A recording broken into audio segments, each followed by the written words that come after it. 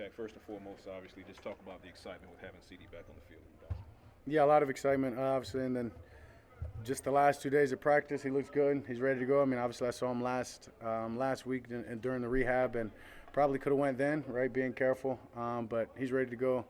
Looks great. It's gonna be fun. You mentioned earlier that it's not about forcing the ball to guys you want to take what the defense is giving you.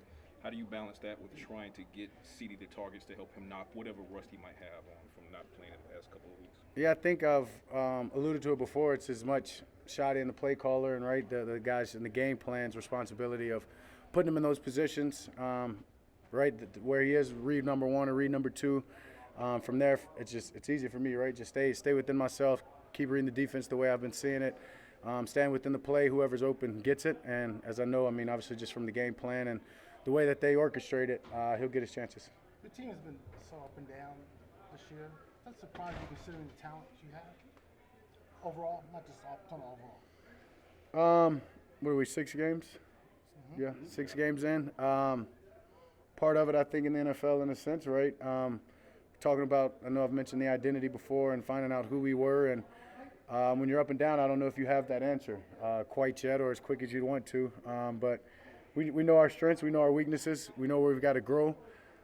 A lot of room to grow, and I know we've got the right people and the competitors for the most part in this locker room that are going to do what's necessary to make some gains. What gives you confidence? What gives you confidence the defense can turn it around? I practice against them. They're an NFL group.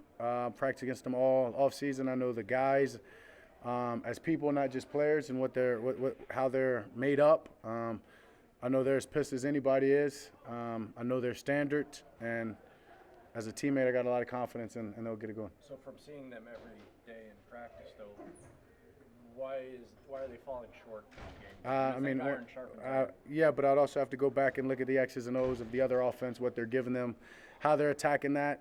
In that standpoint, I've got a lot on my hands to worry about the offense, and so I'm going to just keep focusing on that, making sure that we don't have a lull and we continue to get better, hold ourselves to our standard, and I know the defense is only going to improve.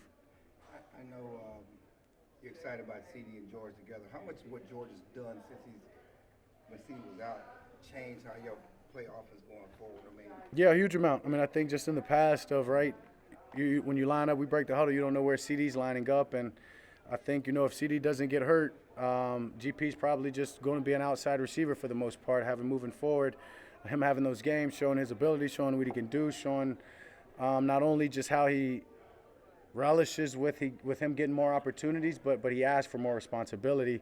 You're going to have to figure out where they both are. If they both are maybe in the slot, maybe on the same side, having the ability to have 2 guys like that and just put them wherever we feel is best each and every play is only going to be beneficial to us. Have you had that before? No. Not having – When Amari was here, I don't know if him and CeeDee or whatever, if they – I mean, yeah, maybe they're early when right Amari and CeeDee was young, but CeeDee was young, right? And he was more just in the slot. We weren't asking him to get out there, and he hadn't mastered, I would say, the position quite as he has.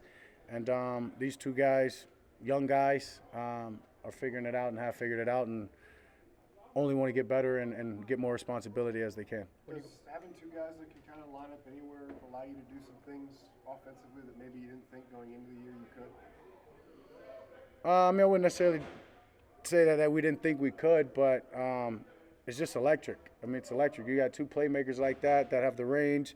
They can beat anybody with their speed down the field, can make any 50-50 catch, can catch over 1 guy, over 2 guy, whatever it is. It just makes it fun. It makes my job a whole lot easier, and excited to see them both out there. And the best part about it is they're each other's biggest fans. They're each other's biggest supporters. They want to see that other guy go and get 10 catches, 2 touchdowns each game. So we've got to find a way to spread out 20 balls and 4 touchdowns. When you go up against a guy like Bobby Wagner and his veteran prowess, being able to read and react almost pre-snap, how do you combat those mind games that he's able to play with offenses? Yeah, have a little bit of our own, just being able to use his strength against him in a sense, whether it's showing him different looks that maybe look like a play, maybe it's just some of the calls we make where, we feel like he may know exactly what those calls are. But he's a hell of a player. I've played against him many of times, and he's going to make plays. That's what Bobby Wagner does. So it's about us making the next one and just moving on. How much fun are you having at the line of scrimmage? It looks like you're going even deeper into the play clock, making changes at the line, changing back and forth. Yeah, a lot of fun. Freedom just goes back into the off season, everything that I've put into this. Like you saying, trying to get free plays. I think everybody's got that message. They're not moving. They're afraid to jump. But that's also doing its job. That's also we got the pass rush where we want it. So it's just about continuing to build on that. It's not just me. It's the whole offense. They understand the mannerisms. They understand our plays, our formation, what we're trying to get to when we're in these certain looks, and that's what makes it easy and fun. Is this the most freedom you've had in terms of making checks at the line? I've had freedom majority of my career, I'd say so. I just think as I've gotten older, you're more apt to do it, right? You see it better. In the past, obviously having the same freedom as I do now, I think what I'm trying to get as the experience gives me confidence to jump to something faster and I know that look and just get to it. Where in the past, maybe you hesitated yourself and, okay, well, let me just do this or that. There's no doubt, and I think that just goes in when we talk about the blitz, people blitzing me or whatever it is. It all goes into the film study throughout the week and making sure that game day I'm seeing what I've been seeing all week. Speaking of experience, you practiced against Dan Quinn and Joe Witt for years in practice. What's it like when you prepare and then face them? Yeah, I can't wait. It's exciting. I feel like it's the first time in my career I'm like playing a game against a coordinator that's a friend, and not just and just knowing both of them. I mean, even Dan DQ, just having the utmost respect for him, understanding how they're running their program, the success that they've had so early is not a surprise with the way that they do things.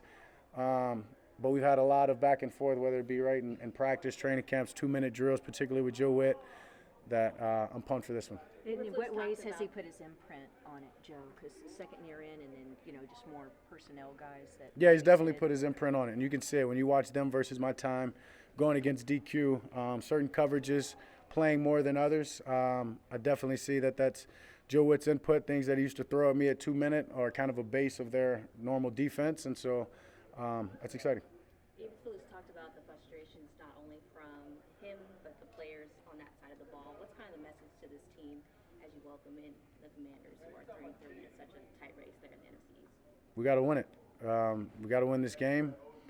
We've got to get better in every aspect of this, and we've got to win in the fourth quarter. I understand that's where some of these losses have come late. We got to expect to win. We got to go do what's necessary and just win.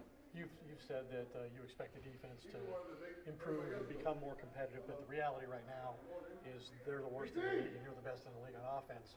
What kind of pressure does that put on you as a quarterback on every possession, feeling like you've got to get points out of every possession?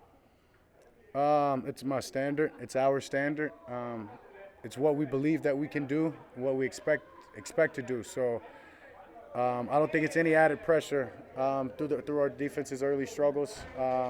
One, we've got trust in them. We're going to do our job. That's part of being a pro, doing your job and trusting, the man next to you is going to do his. So we've got all confidence in that, and that allows us just to stay within ourselves and play our game plan. When we come off the field, if we don't score or we get to the red zone and we get a field goal over touchdown, that whole group is pissed and unsatisfied, and it's not about the whole score of the game necessarily. And our defenses, we need to help them out and we need to score.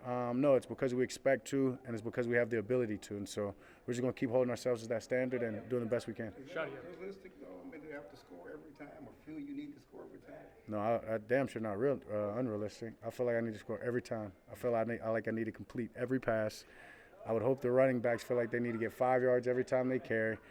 Now, it's not realistic, but you better feel that way and you better think that way. And I think anybody in that locker room has, or they wouldn't be an NFL professional player. I think that's just kind of the way some of our minds have been wired from the beginning. And whether you see it as crazy or, arrogant or whatever it is, I think that's why guys are in this locker room. And so, no.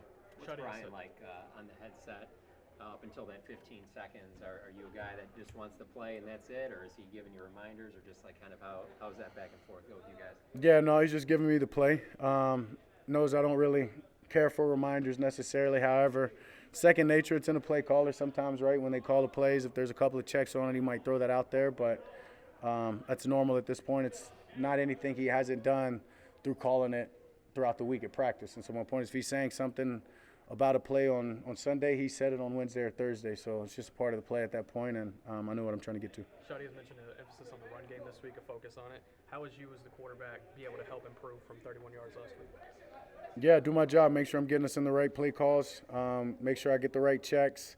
And then from there, right, carrying out my fake, trying to just get eyes, do my part in the run game, and then make sure I'm just leading these guys in the huddle like always, getting their mindset and understanding that when that run game's working, the rest of the offense gets easier. So, yeah, not happy about last week. None of us are, not just the guys up front, receivers, any of us. And we're all going to do our part in making sure that we get this run game better this week. How impactful is the return of Tyler Booker this week? Yeah, huge. I mean, a young player who's obviously injured early, but showing a lot of success, a lot of upside. A guy that I've talked about, right, being a true professional in every which way of it, whether you're in the film room, in the locker room, down in the cafeteria, or on the field. He does things right. But shout out TJ Bass, right, doing a hell of a job and coming in his absence. But it'll be good to get him back, and I know he's excited. Dak, when you see what George has been able to bring you along with CeeDee Lamb, and I know he's a free agent, he said winning was the most important thing he wanted to do. Would that, when you go to Jerry and just have a private conversation, say, hey, man, you see what I can do with these guys, figure out how to get him back? Yeah, some sort, yeah. Hadn't happened yet, a little busy, but yeah, it will. A little busy. Yeah, playing, watching the Commanders. When I run into him in that time of privacy, I'll make sure. And I don't want to dial him up on his birthday and tell him that, so he can have it. What you do for Shotty's birthday? I don't even know if we sang him happy birthday. We played birthday music out there for him, though. It's your birthday. What? Yeah, I can't say that next part. Yeah, good vibes, though. It's a good vibes. Happy birthday, Shotty. It's a great day. Appreciate you guys.